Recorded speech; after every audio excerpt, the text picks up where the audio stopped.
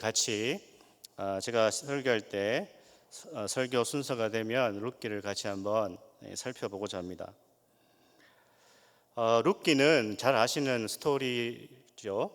다들 몇 번은 다 읽어보셨을 것이고 길지 않은 성경이기 때문에 룻기에 대해서는 잘 알고 계실 텐데, 그러나 이 룻기는 읽으면 마음이 편안해지고 밝아지고 긍정적이게 됩니다. 소위 말해서 룻기는 해피엔딩으로 끝나는 성경 말씀이죠.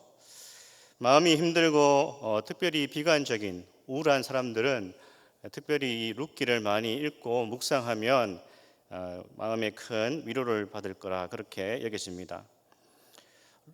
괴테가 룻기에 대해서 이렇게 말했다고 합니다. 작은 분량으로 쓰인 가장 사랑스럽고 완벽한 작품, 그렇게 괴테가 룻기를 평가했다고 합니다.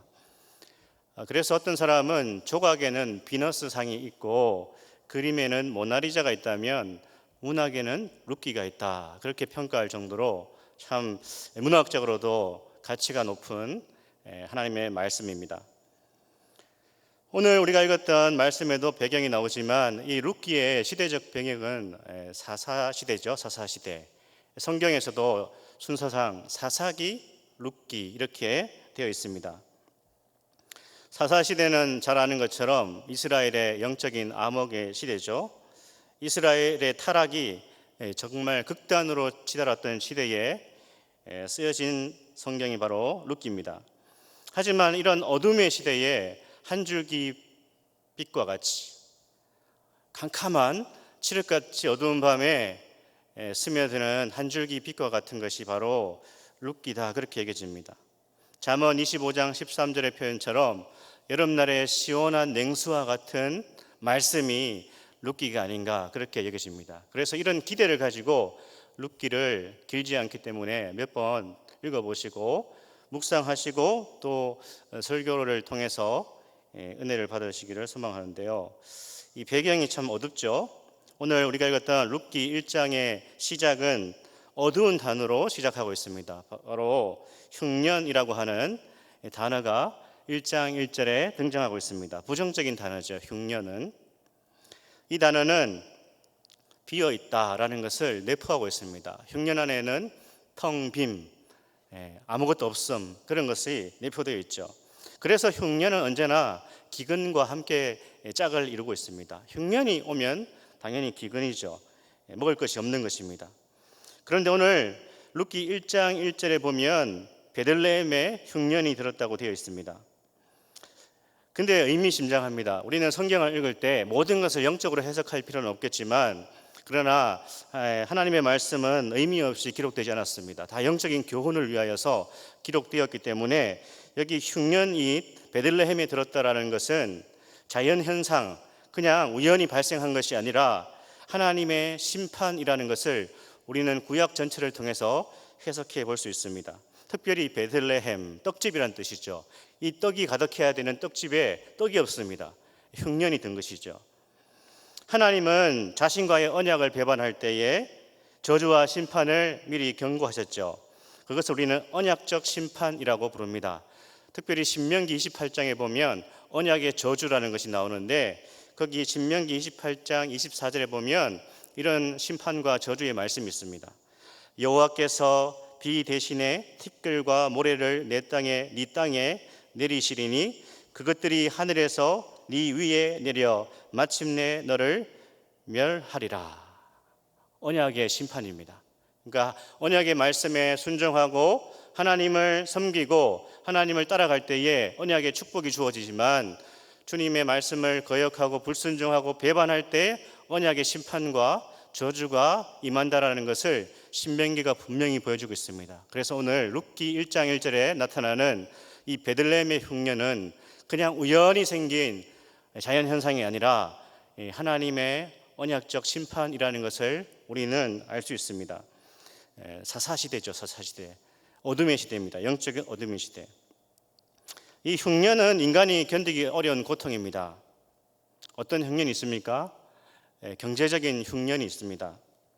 경제적인 흉년이 그 시대뿐 아니라 지금 이 시대에도 극심합니다. 주머니 사정이 좋지 않습니다.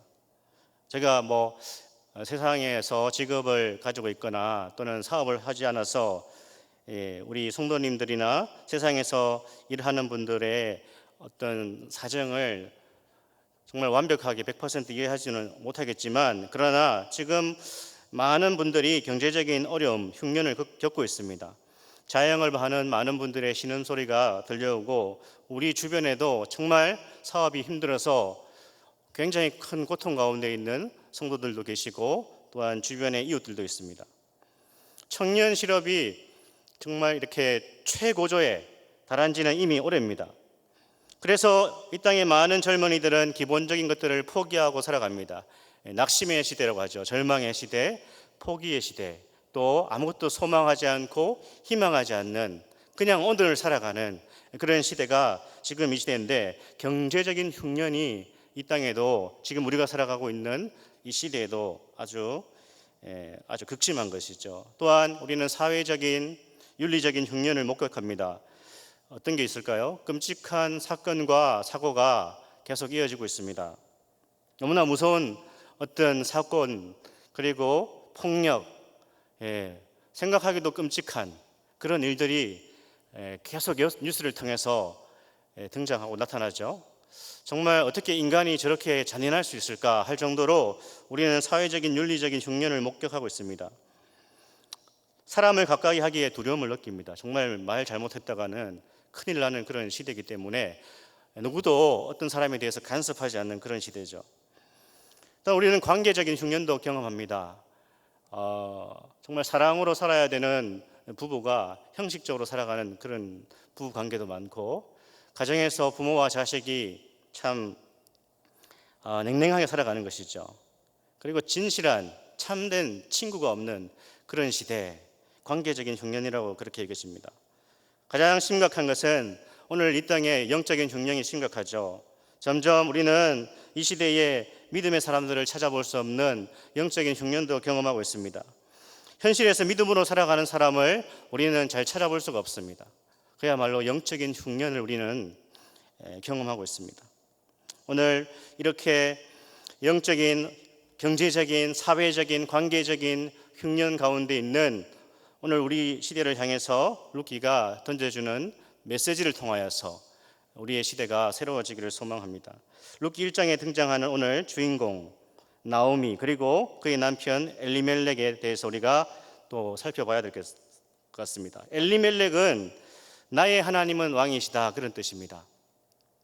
그리고 나오미는 기쁨, 잘 아시는 것처럼 기쁨, 희락, 이런 뜻을 가진 이름입니다. 우리는 룻기 1장에 등장하는 이 두 사람, 엘리멜렉과 나오미를 통하여서 이 사람들이 믿음의 가정에서 태어난 믿음의 사람이라는 것을 생각해 볼 수 있습니다. 아마 신실한 믿음을 소유한 그 부모의 신앙을 따라서 이 엘리멜렉과 나오미가 성장했다, 그렇게 여겨집니다. 부모님이 신앙이 있었기 때문에 자녀 이름을 이렇게 지었겠죠. 나의 하나님은 왕이시다. 그러니까 너의 인생의 주인은 하나님이시다. 이것을 명심하고 살아라. 그런 의미에서 엘리멜렉 그렇게 지어줬겠죠. 나오미, 하나님 안에서 기뻐하라. 그런 의미로 지어졌을 것입니다. 이름에는 기대가 있습니다. 모든 이름에는 부모의 신앙적인 기대가 있습니다. 그런데 문제는 우리가 잘 아는 것처럼 이 엘리멜렉과 나오미는 부모의 신앙적 기대를 따라서 살지 않는다는 것이죠. 그것을 우리는 룻기 1장 초반부에 발견하게 됩니다. 그것은 오늘 1절을 한번 다시 보시면 이 엘리멜렉이 어떻게 흉년에서 반응하는지를 통해서 알 수 있습니다. 1절 한번 읽어볼까요? 사사들이 치리하던 때에 그 땅에 흉년이 드니라. 유다 베들레헴의 한 사람이 그의 아내와 두 아들을 데리고 모압 지방에 가서 거류하였는데 그 사람의 이름은 엘리멜렉이요 그의 아내의 이름은 나오미요. 그렇게 되어 있습니다. 흉년을 맞은 엘리멜렉은 베들레헴, 약속의 땅을 저버리고 모압으로 떠납니다. 흉년을 겪으며 영적으로 이것을 바라보며 회개하는 것이 아니라 엘리멜렉은 어떻게 해요? 모압으로, 이방 땅으로 떠나기로 결심을 한 것입니다. 구약 성경에서 구약에서 약속의 땅을 떠나는 것은 하나님을 떠나는 것과 일맥상통하는 것입니다. 가나안을 저버린다는 것은, 베들레헴을 떠난다는 것은 하나님을 떠나는 것이죠. 이것은 그냥 단순히 지리적 이동이 아니라 불신앙적 행동입니다. 그것은 우리는 창세기 12장에 나오는 아브라함의 경우를 통해서도 만나게 됩니다. 엘리멜렉이 선택한 이 모압 땅은 그모스 우상을 숭배하는 땅이었습니다. 아마 현실적으로 엘리멜렉은 이렇게밖에 선택할 수 없었을 것입니다. 베들레헴은 흉년이 들었고 먹을 것이 없고 가만히 있다가는, 계속 남아 있다가는 죽을 수밖에 없는 것이죠.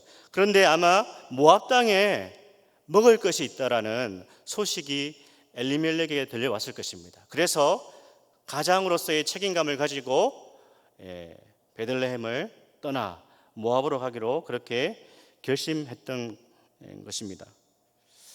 그렇습니다. 어쩌면 엘리멜렉의 선택이 지혜롭게 보입니다. 현실과 신앙 사이에서 느끼는 괴리는 우리를 고통스럽게 할 때가 많습니다. 크리스찬 역시 현실에서 적당히 타협하고 살고 싶고 그냥 당장 내 눈앞에 있는 이익을 위해서 따라 살고 싶은 유혹을 만날 때가 있습니다. 눈 한 번 감으면 부수입을 챙길 수 있고 큰 계약을 맺을 수도 있습니다. 많은 것들을 누리며 살 수 있습니다. 정직하게 살아간다고 해서 누가 알아봐 주는 것도 아니고 정말 조금만 이렇게 눈을 감거나 거짓말을 하면 많은 것을 얻을 수 있는 것 같은 것이 바로 현실 세계죠. 엘리멜렉은 하나님이 아니라 자신이 왕이 되어서 불신앙의 길을 걷는다는 것이 문제입니다. 하나님은 나의 왕이시다. 그의 이름에 걸맞지 않게 지금 엘리멜렉은 자신이 왕이 되어서 자신이 결정하고 자신이 선택하여서 이 모압을 향해서 떠난다는 것이 문제죠. 여러분, 죄 때문에 우리는 징계를 받을 때가 있습니다.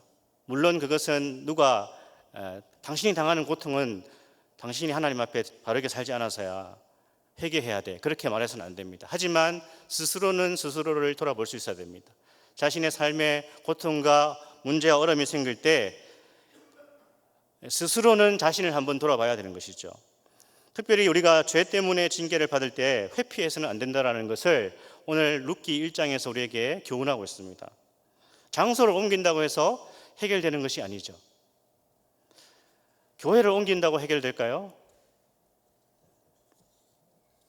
우리는 정말 하나님 앞에서 뭔가 잘못했을 때, 죄를 지었을 때에 단순히 장소를 옮기거나 그 상황을 인간적으로 모면하려고 해서는 안 되는 것입니다. 우리가 하나님 앞에서 잘못한 것이 있다면 회개해야 되겠죠. 철저히 엎드려서 부르짖을 때에, 주님께 나아갈 때에 해결의 실마리가 보입니다. 특별히 지도자들은 조심을 해야 될 것입니다. 교회 영적인 리더들도 조심해야 됩니다. 힘든 것은 다 압니다. 하지만 단순히 힘드니까 안 하겠다, 그렇게 해서는 안 됩니다. 물론 힘들면 쉴 수 있습니다.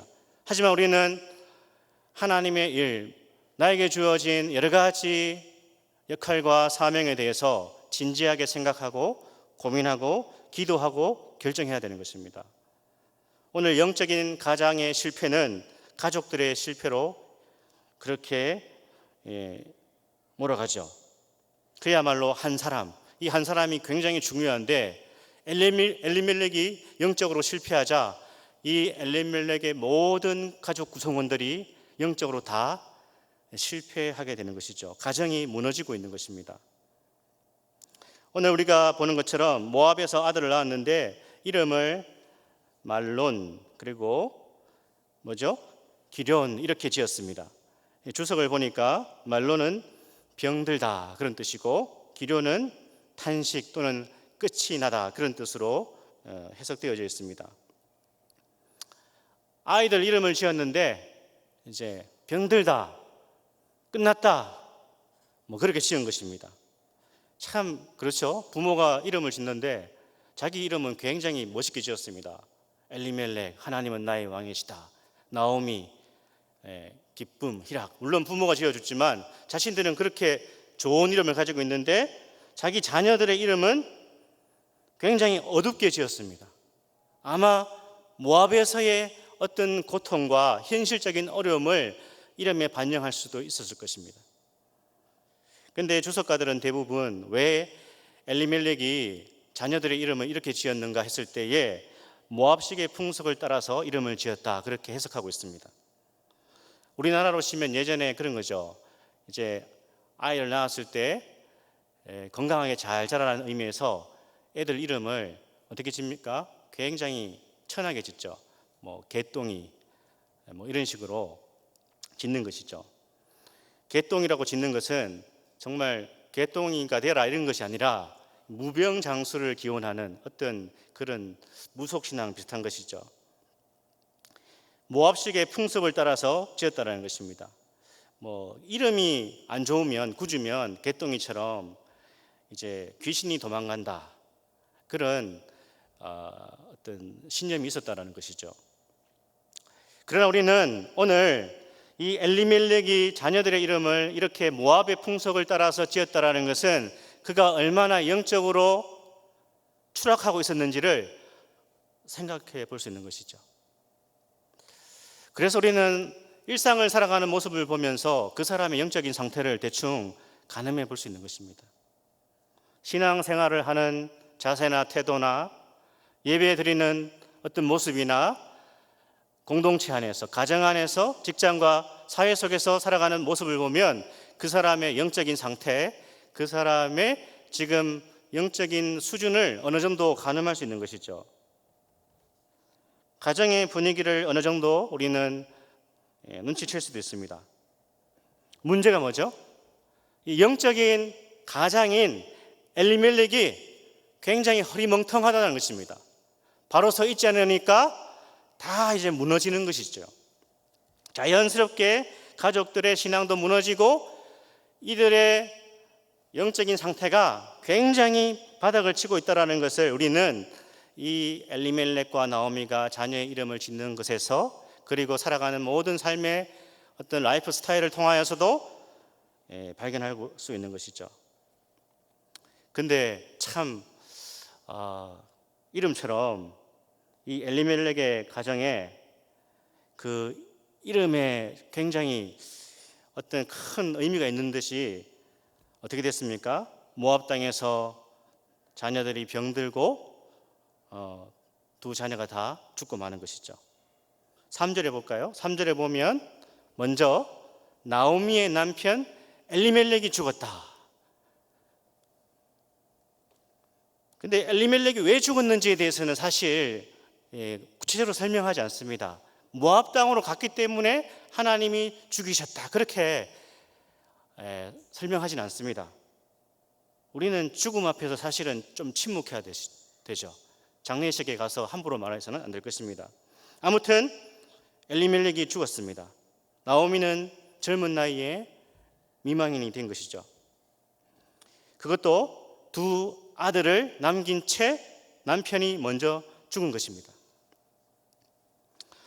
주석을 보니까 학자들은 이때 엘리멜렉의 나이가 30대 초중반일 것이다, 그렇게 주석하고 있습니다. 그러니까 굉장히 젊은 나이에 요절을 한 것이죠. 그것도 어린 두 아들을 남겨두고 죽은 것입니다.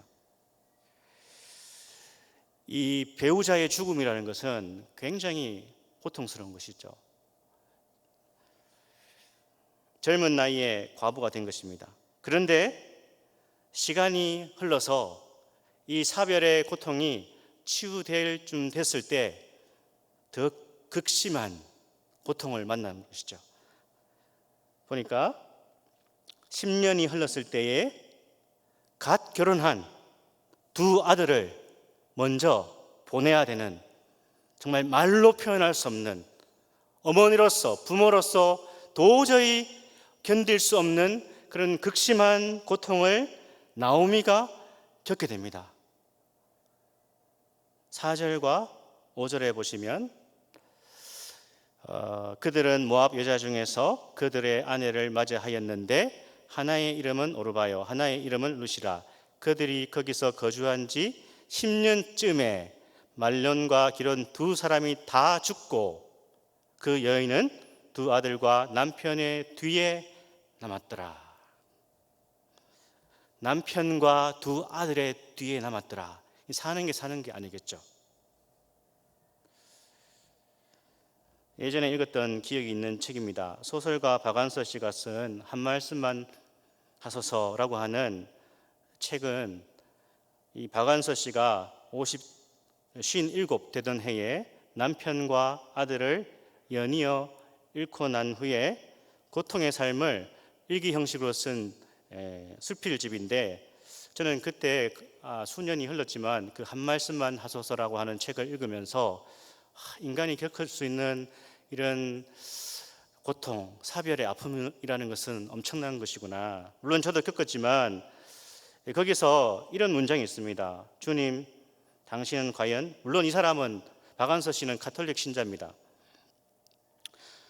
주님, 당신은 과연 계신 것입니까?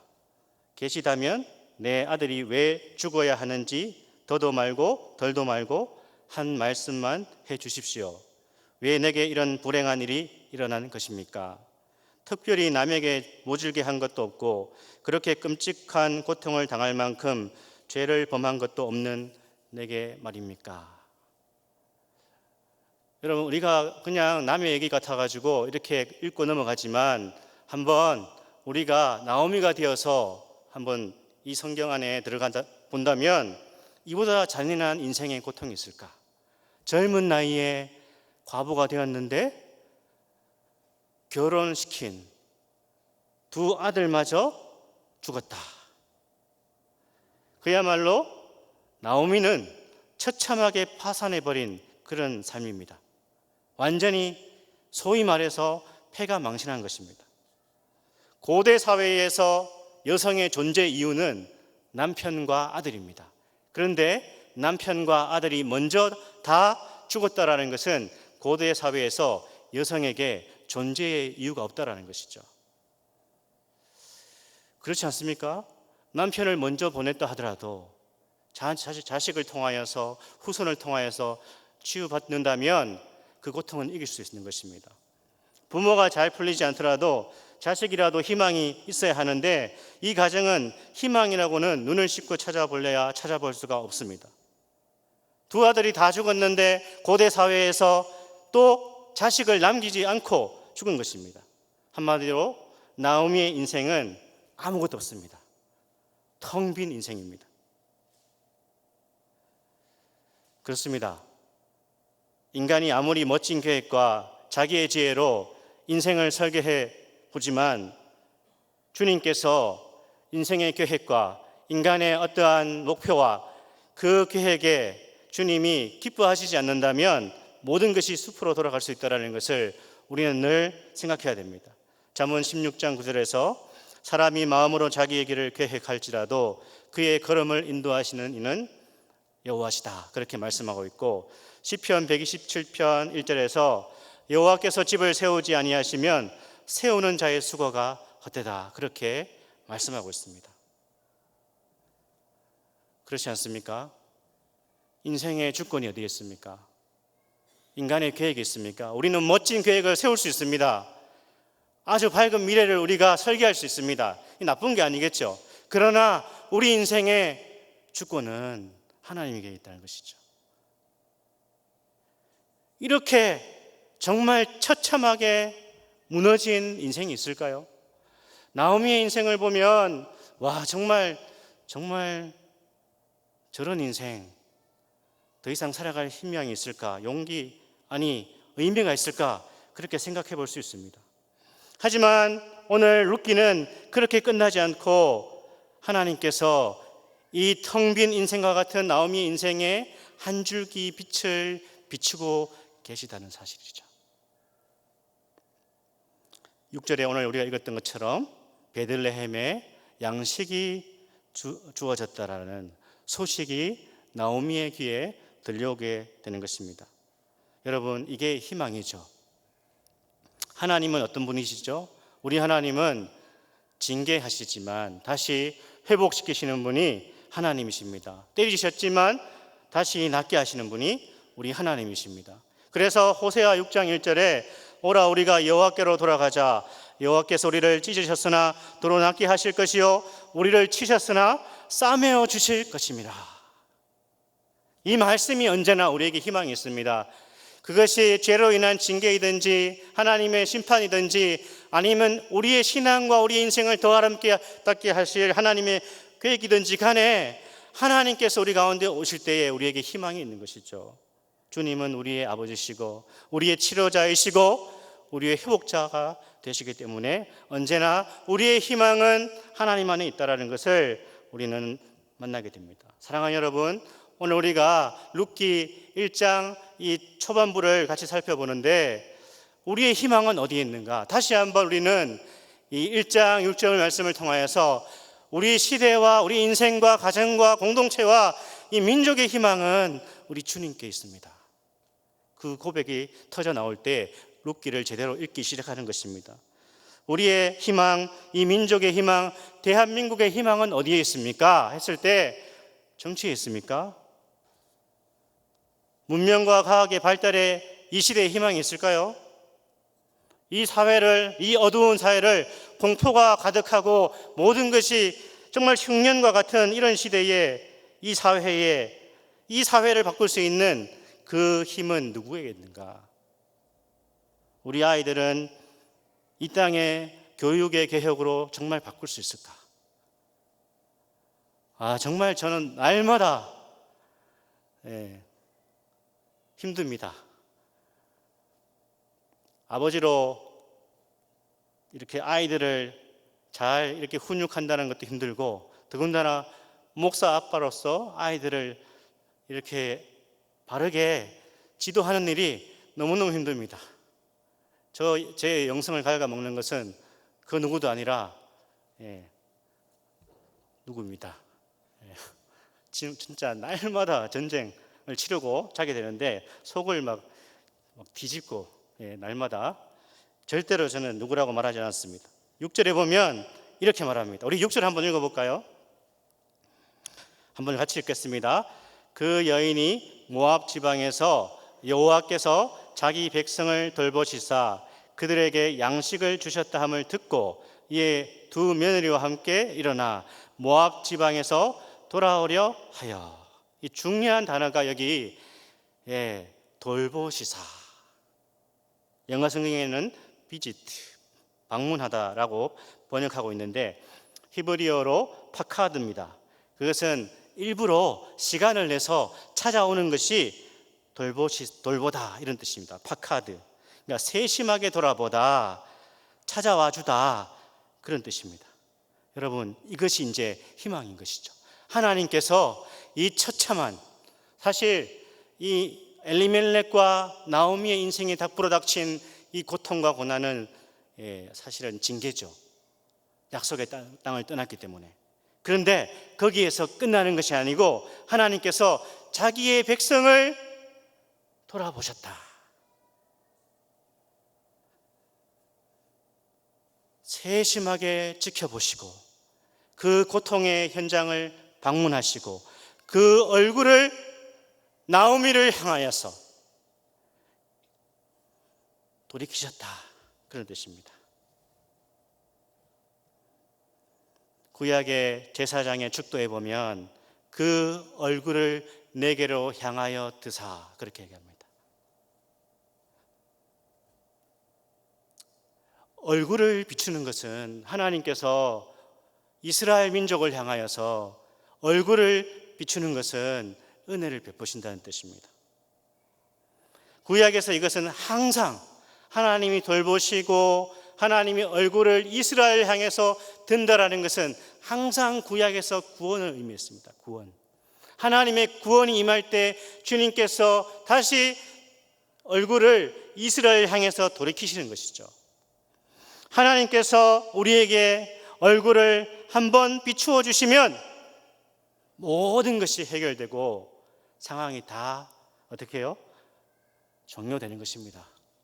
그래서 우리는 항상 주님의 얼굴을 우리를 향하여서 돌려주십시오. 주님께서 우리의 이 텅 빈 인생, 공허한 심령, 우리의 정말 힘든 고통스러운 현실 가운데 은혜를 베풀어 주십시오. 우리의 경제적인, 관계적인, 사회적인, 영적인 이 공허함 가운데 주의 얼굴을 비추어 주십시오. 주님이 일하셔야 됩니다. 주님이 움직이셔야 됩니다. 주님이 우리를 돌아보시고 방문하시고 찾아오셔서 그 얼굴을 향하여 드실 때에 회복이, 치료가, 구원이 일어나는 것입니다. 우리의 할 일은 뭐죠? 텅 빈 우리의 삶의 현장에서 우리는 주님을 소망하고 주님을 바라보고 주님께 간절히 기도하는 것뿐입니다. 사랑하는 여러분, 가정의 문제를 어떻게 해결해 나가고 계십니까? 공동체의 문제, 우리 교회의 문제를 누구 앞에 내어놓고 있습니까? 우리는 이 나라의 문제와 세계가 겪고 있는 고통에 어떻게 반응하고 있습니까?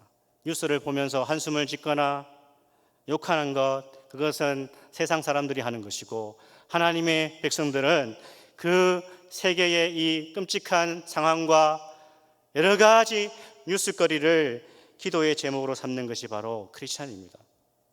우리를 돌아보아 주시도록, 얼굴을 비춰 주시도록, 메마른 사막에 강을 내시도록, 길 없는 곳에 길을 내주시는 그 하나님, 텅 빈 인생, 절망스러운 인생, 모든 것을 포기하고 죽고 싶은 그 순간에 주님이 다시 구원을 베푸시고 그 얼굴을 향하여 드시고 우리를 찾아오실 때에 우리에게 구원이 임하는 것입니다. 오늘 룻기 1장 1절부터 6절의 말씀을 통하여서 저와 여러분에게 주시는, 또 우리 공동체에 주시는 이 메시지를 우리가 가슴에 품고 우리의 텅 빈 인생과 같은 현실 속을 다시 한번 하나님이 찾아오셔서 채워주시는 그런 놀라운 은혜가 있기를 소망합니다. 이 시간 같이 찬양 드리고 말씀을 붙들고 기도하겠습니다. 넘지 못할 산이 있거든.